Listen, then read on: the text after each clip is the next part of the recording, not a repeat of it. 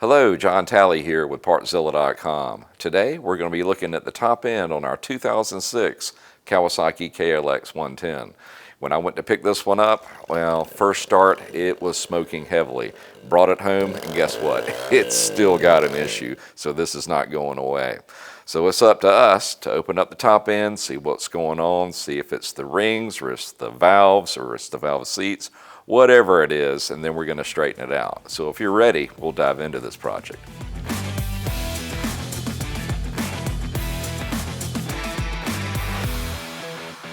Okay, before we get started, let's take a look at the parts, but don't be overwhelmed by what you see on this table right now, because I have a couple of different options and I'm not sure which direction I'm going to go yet.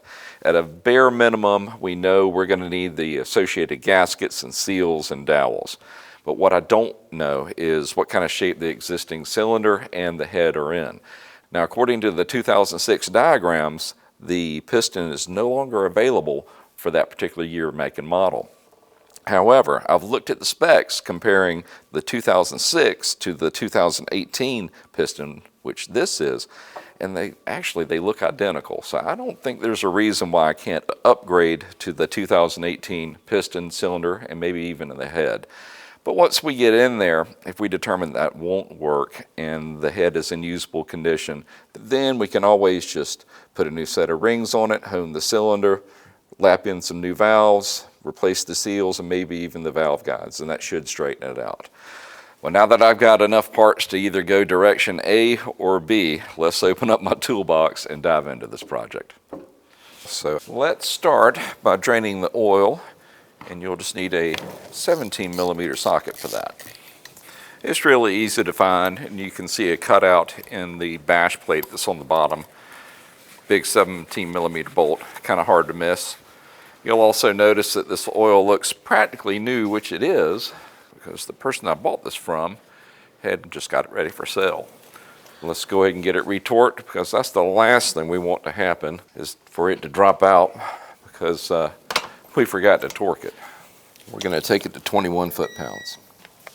Next, let's go ahead and pull our skid plate, and there's just two 12s at the back and then a couple of 8mm up front. Next, let's pull our shrouds, this side cover, and then we'll get the exhaust off. All right, let's grab these two 12s up front. Now, one of them's pretty easy to get to. Other one we'll probably have to use a box end wrench on. And that stud pull through? I think it did. Not supposed to come apart like that, but we can deal with it.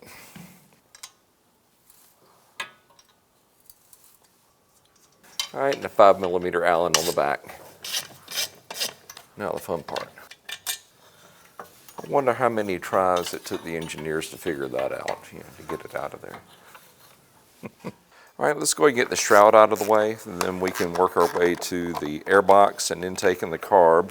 So there's just an 8mm up front, one down here just on the frame itself, and then we'll loosen up the clamp, and then the airbox can come off. All right, let's see if we can get her to crawl off of there. Nothing like almost 20-year-old rubber. I had a feeling I would end up popping something.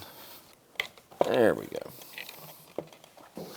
Next, let's get the carburetor off of there. We're going to turn off the fuel, go ahead and drain the bowl. Not absolutely necessary, but won't make quite as a big mess. Now, let's go ahead and pull our fuel line. Now, let's get off our choke cable. Rotate it up, align it with the slot, and then push it through. Sometimes easier said than done. There we go.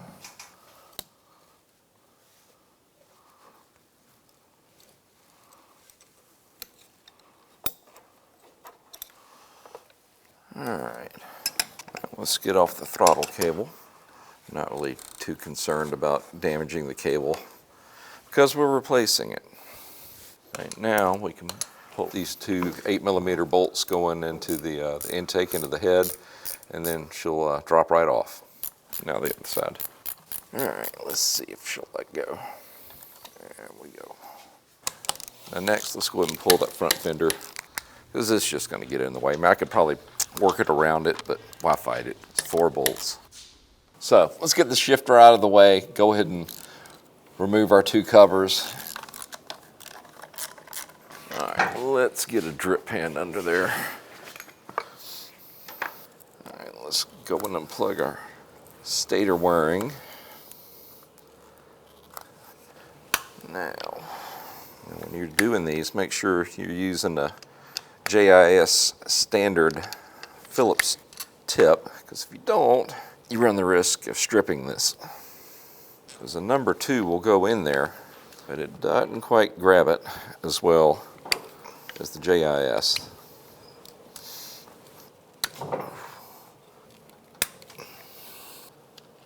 Interesting. Surprised that one doesn't have a copper washer on it. There's oil in that one. I will be checking that. Okay, it is trying to hold on mainly because of the magnets on the rotor. So it can be a little trick to get it to release. There we go. Your timing marks, top dead center mark is there, and it's got a little pointer right here, right at the front of the engine. And this doesn't have to be exact, but just get it in the ballpark. Right about there. Next, let's pull the cam access cover.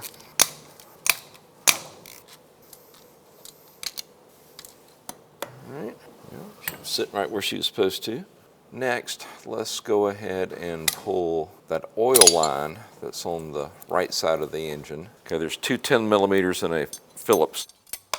And make sure you don't lose your crush washers. Alright. Before we take off the chain tensioner, let's see if we can break these loose by shocking them off.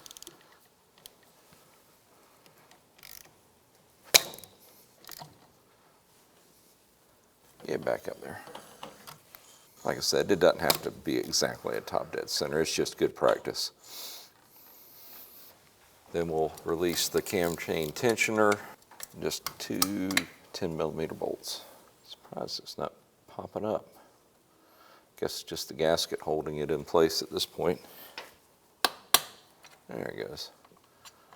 As you can tell, this is not a returnable one with the spring. It ratchets as it goes out, so I'll have to reset it when we go to install it. All right, now we can go ahead and remove our cam bolts, 5 millimeter Allens. All right, next, take out the cam gear. There it goes. Slide our chain off. Now we can get to our 4 12 millimeter head bolts. And do these in a crisscross pattern.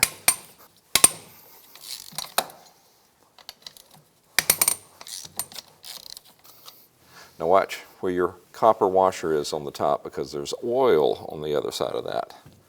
And I believe that's the only one. Important when you go to put it back together, because if you put it in the wrong place, it's going to leak. Now we've got 2 more 10 millimeters right inside that access panel for the cam.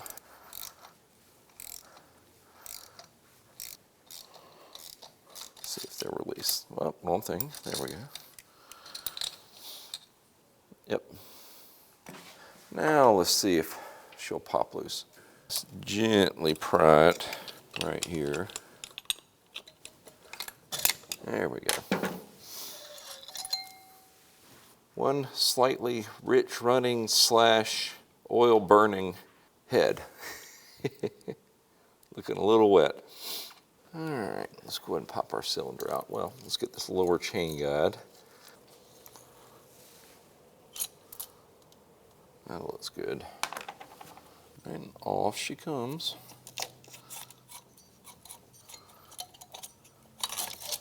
There we go. Now, before we pop the piston out of there, let's go ahead and put a couple of towels down in here, because we really don't want the circlips to find their way into the bottom end. Now granted, she's almost horizontal and it would be a long shot, but hey, Murphy's Law is real. when it flies off, and it probably will, you'll be left thinking, I can't find it on the floor anywhere. Did it go in the engine? You really going to put it back together without being absolutely sure?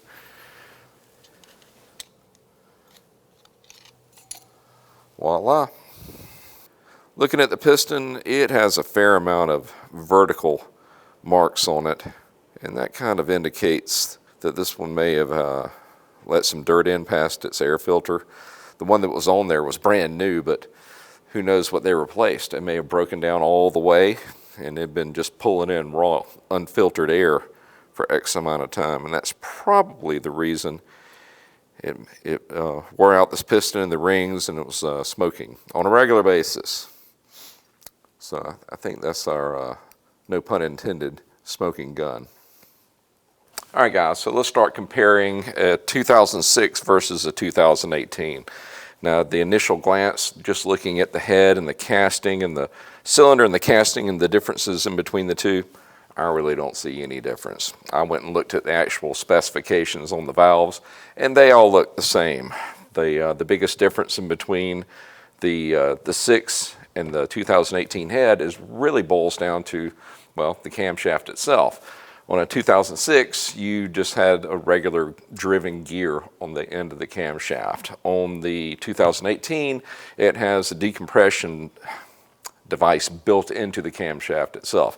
I mean, is that really necessary on a 110cc engine? I kind of think not.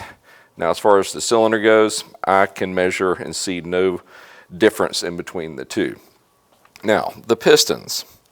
2006, yeah, this was looking pretty scarred up, so I don't want to reuse it. It's a little bit taller just on the skirts, but I know it's the same diameter. The wrist pin is the same, and if you look at the height going across, it's identical. The only difference that I see is actually on the top of it, and you'll notice there is a carve out for the exhaust valve, but then on the 2018, there's a carve out on the intake side, even though the valves are the same in between the 6 and the 18. Now, why would they do this? It is possible that the profile on the camshaft may be a little bit different, maybe a little bit more aggressive on the exhaust side for the 2006 versus the 2018, where it's on the intake side. So maybe that's the case. But at any rate, I don't really see anything thus far that's going to keep me from using the 2018 cylinder, head, and piston on the 2006 lower end. Now, the decision I have to make is for the camshaft. I really can't get excited about putting on the decompression, OEM type camshaft on this.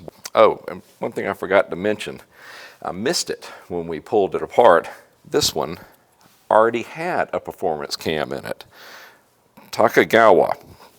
But obviously somebody had already been into this one and done a little bit more upgrading than I thought that they had, other than just the handlebar setup from Pro Circuit. Well, now you know which direction I want to go. I'm going to go ahead and go with the 2018, and I'll make up my mind on the camshaft when I get there. So let's get these parts cleaned up and start putting it together. All right, when they manufacture and ship these out, they put a coating in there, and you want to get that cleaned out. Because trust me, it may look like it's clean, but it's not. One warning, those towels have a fair amount of debris that they can leave behind. I usually start with one of those and then use one of these lint-free ones to finish it up. Next, let's do the same thing for the head.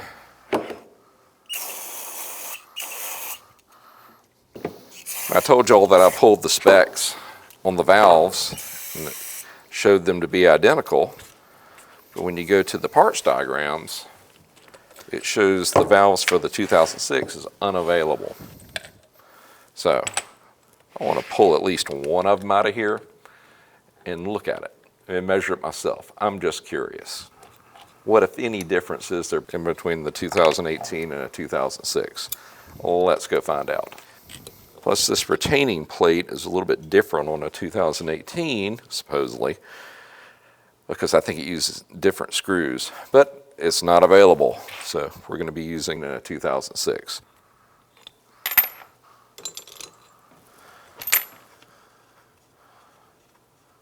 And just compressing the spring down, pulling a couple of keepers.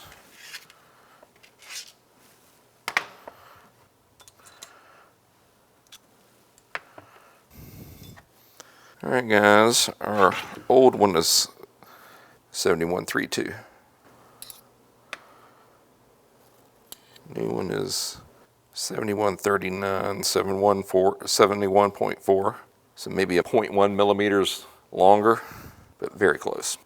My opinion, I think that's just a little bit of wear getting shown on top of that that valve stem.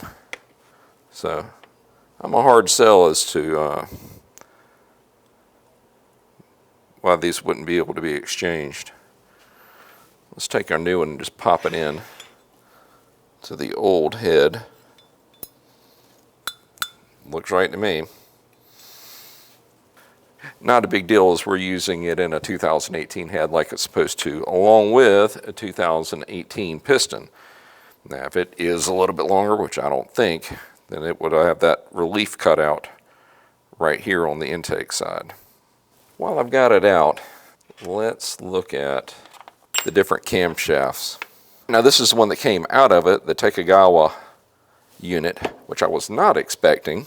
And this one is out of a 2018. Remember I'd mentioned about the decompression circuit that this one has on it?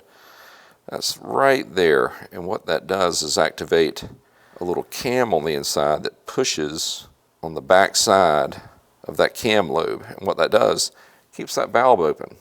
It decompresses the engine, makes it easier to spin over. Once again, I don't think I care about that because I don't have an electric starter anyway on this unit. So that one I don't want to use. Now, another one I have in-house is from TB Parts. It's a performance cam. And if you look at the profiles on the two, you can see it's got a little bit more lift, but not quite as much duration as the stock one. You compare it to the Takagawa, they're actually really similar. Meaning, granted, I'm just eyeballing this, but are they the exact same profile? Doubtful, but they're pretty close. I do want to go with the BBR one when it arrives. They were back ordered at the moment. See, even I have to wait on parts occasionally, so it's not the end of the world.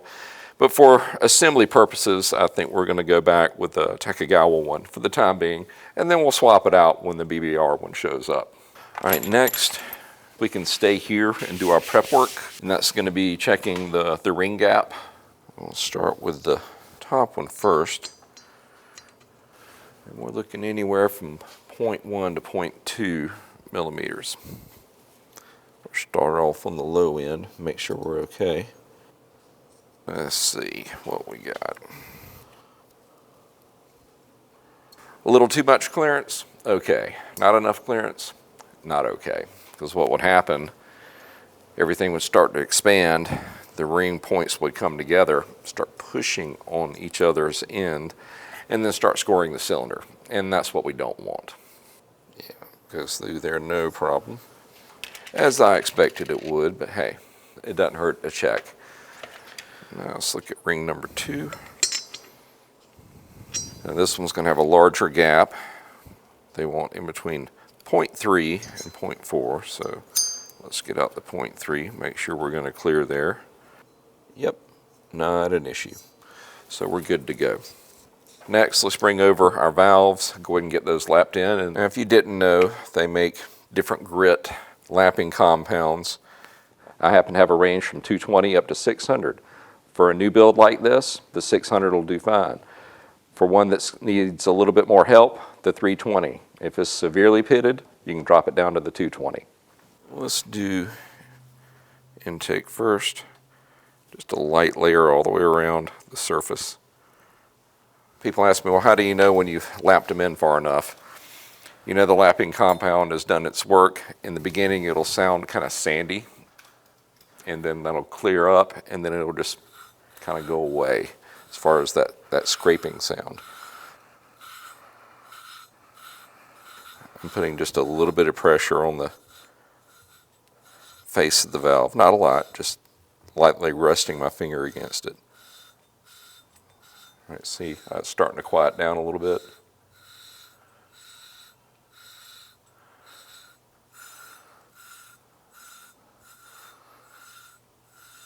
That should do it, guys. Now when you're done, make sure you clean off all of this because we don't want it flying around inside the engine. All right, that looks good. You can see that little gray line right around my thumbnail. That's what we just did to it. So she's lapped in. That should seal up. Now let's do the same thing for the exhaust side. Let's see if we can grab a hold of the end of it. It doesn't take a lot of pressure. We just need something we can grab onto and twist it. It's a really small fuel line. These edges are like little razor blades, so be careful in here. Now, is this really absolutely necessary? No, but it's going to make it run just a little bit better. That's what we were looking for. You can see it a little bit better on this one. Right there. Good to go. All right, guys, let's get the valves installed.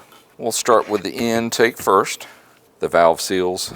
Trick is to get them in there and just press them down. Just make sure you're lined up. Push it into, you hear that satisfying little pop sound.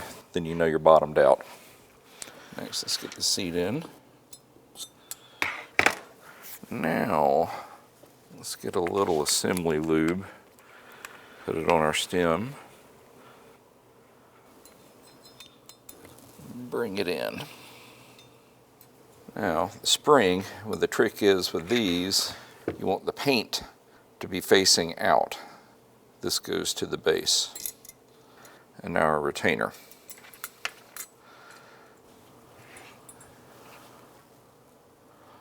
That should do it. All right, guys, this is a little tricky. The best way to do it is to put a little bit of grease on the inside of the keeper. The first one you can guide in with a magnet. Then use just a pick tool to get it to set in place. The second one, I usually use a little bit extra grease and a pick tool only. Otherwise, the magnet, it'll try to pick up both of the keepers. Real tedious. Just make small movements and eventually they'll lay into place. Then you can relieve the pressure on the valve spring slowly, and then they should go into place. Now before you go into the next one, we just want to get a soft mallet, if you will, and just pop it a couple of times to get those keepers to seat in. Don't have to hit it hard, just enough to shake it down. That one looks good to go. Let's go on to the next. Same procedures as the first one. Paint up.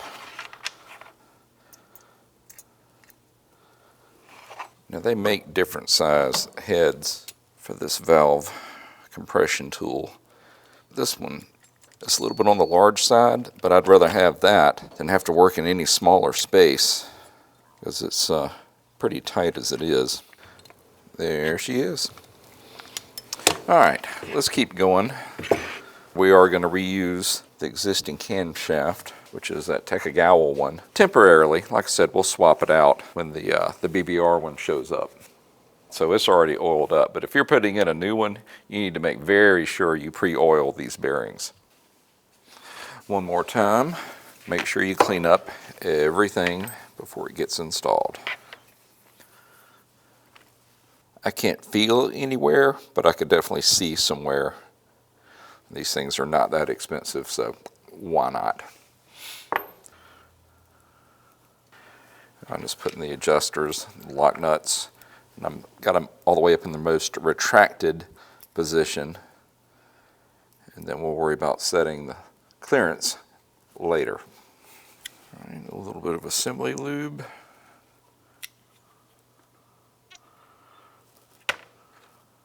That should do it.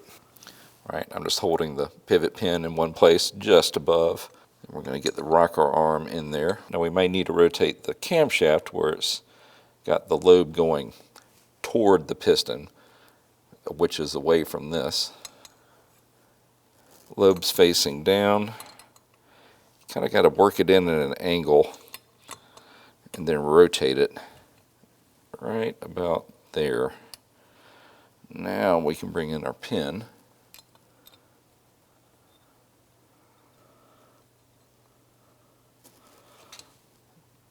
There it is. One down, one to go. There we go. Now, we are going to reuse our plate. Your pins need to be in there vertical. Get them vertical like that. Then we can bring our plate in. Now we're going to add a little bit of Loctite to each one of these bolts, if you want to call them that, screws. And yes, this is the 2006 setup, whereas the 2018 has a little bit different plate and a little bit different screws.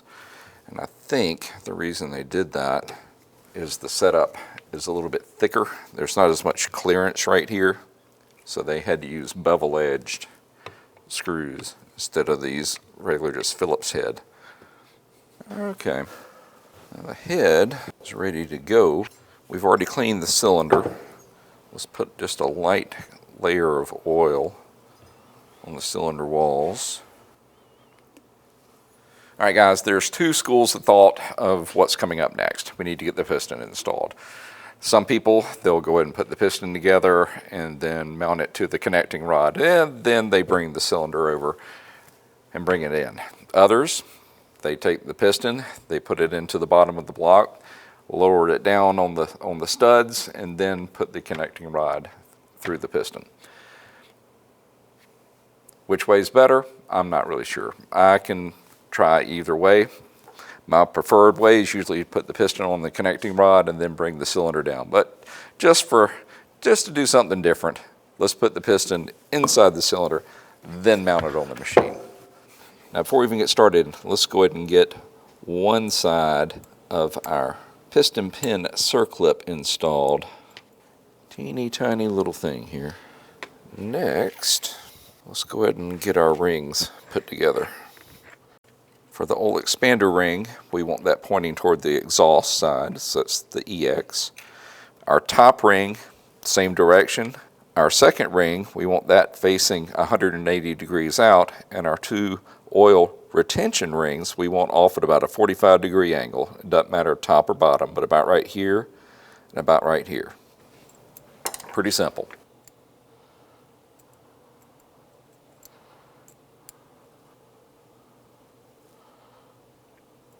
All right, that's one. Now ring number two, remember it's going to be 180 degrees the other direction. Make sure this little mark is facing up. I believe that says in. But before we do that, let's put just one little thin layer of oil directly on the ring. Bring it out evenly. Drop her in. Same thing for the top ring. It'll have a mark on it as well. Looks like an O.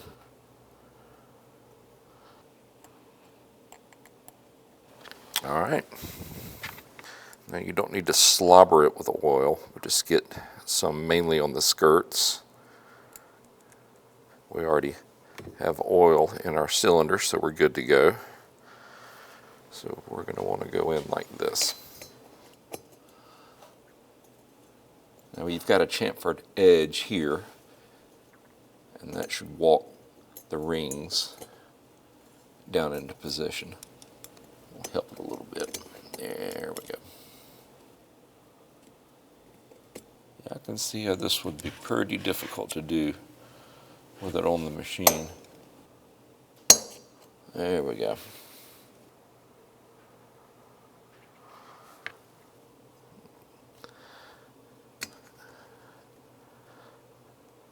All right. So before we can get this installed, we need to make sure we remove all the old gasket material. Now I've got a new scraper from Motion Pro that's going to be perfect for this particular job. Gets in these tight places really well, and it has not one but two blades, a brass one, which I'm going to use for this, and a steel one. Before we go any further, let's go ahead and install our dowels. I prefer to put them in the actual cylinder itself instead of the block, because they actually go further in on the cylinder versus how much they actually protrude into the block itself. All right, now let's get our base gasket ready, then we can bring it on over. So, we ready? Let's see if we can get this thing wiggled on there. Now we just need to guide the wrist pin in.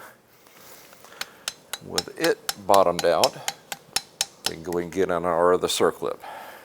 And here's where I want to caution you. The bottom of the engine is still opened up. So, let's grab one more towel and just drape it around in there, just in case it decides to fly that direction. Now let's see if we can get that other circlip in. And don't bump your cylinder, because it will be very easy to knock the piston out of where it's sitting at the moment. There she goes. Piece of cake. Now let's go and bring our chain up. All right, piston, come on in. There we go. Now,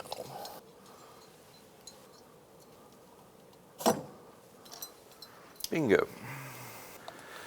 Now let's get our other chain guide in, the fixed one. A couple of more dowels. New head gasket. So we're ready to bring the head over now.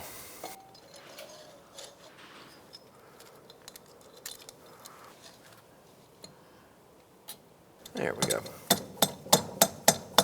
All right, does anybody remember where the copper gasket goes? Bottom right is the answer. Let's get everybody to seat down and then we'll torque it. All right, the first time we're going to take them down just to 13 Newton meters, going 1, 2, 3, 4. Second time around, we'll take them to 22 Newton meters. We're going to go 1, 2, 3, 4. Next, let's make sure we're at top dead center. That should be right there. Now let's go ahead and get our cam gear on there. All right, there's our alignment tooth right here. And you're looking for the T right here. You're not going for the F, you're going for the T. And that little protrusion right there. Same thing here. There's a white mark, T, and a little pointer right here. So that should be it. A little bit of Loctite on each one of its bolts. Listen guys, I actually skipped over a little step. The two head bolts back here, they should have been included with that initial torque going around. But hey, they're already in place, but we're going to do them in two segments. We're going to take it to 6 Newton meters and then 12 Newton meters. Now I do want to put a little bit of Loctite on these as well. Okay guys, sorry about that. Now, before we tighten down the camshaft bolts, let's go ahead and get our tensioner in place. We are using a new tensioner. As you can tell, it has been, well, cocked, so to speak, and there's a little small tool holding it in place. Now, if you're reusing yours, you need to remove that end nut, wind it back up, hold it still as you insert it, get it bolted down, and then release it. All right, make sure your O-ring's in place, and we want this little open area to be facing down toward the bottom of the engine, and also your arrow should be on the top side. Once again, a little bit of Loctite on these two bolts, and we're going to torque them to 6 Newton meters. I don't see a way to get a torque wrench in there, so we're going to use this box end adapter to reach in and grab it. Neat little Motion Pro tool that I use quite often. Now, the real trick is you just want to make sure you use it at 90 degrees. It doesn't matter where it ends up on the wrench, just 90 degrees.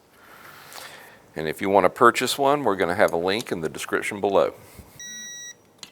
Don't take it off yet, because actually that top bolt is the same amount of torque and we'll run into the same thing. Now we can go and remove our holder. Now tensioner's got tension on the chain. Now remember, you do have an O-ring in here. Then this cover bolt. There we go. Now with the chain tensioner in place, we can go back and torque down our cam bolts, and they're going to go to 12 Newton meters. Now, while we're at it and everything's still opened up, let's go ahead and set our valve clearance. So what we're looking for on the intake is 0.06 and 0.1 on the exhaust. All right, let's go ahead and bring it all the way in, back it off a little bit. This makes it so much easier. So we're just going to bring that in. Want a little bit of stiction without crimping on it too much. So I'm thinking about right there. Hold that part still. Tighten it down. How easy is that? Now let's go for 0.1 on the exhaust. Same game. Bottom it out. Back it off of here. Bring it in. Yeah, try and do that with a regular box end wrench and a pair of needle nose pliers. Love these things. There it is. All right, now let's get our oil line back in place. You kind of have to do the top and bottom banjo bolts pretty much at the same time. And there's one Phillips head bolt that goes right there. Top, our bottom, and then our Phillips.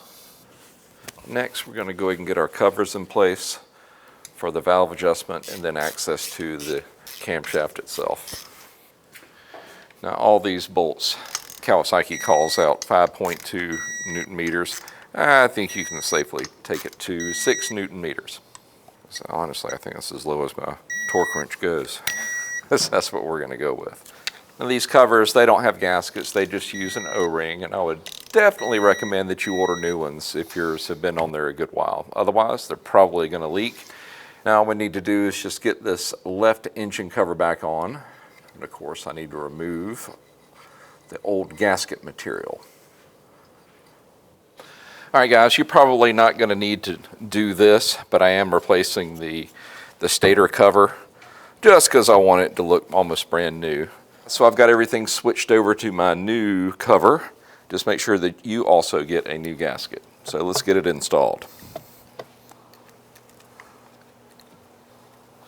Now we just need to plug the stator / trigger in.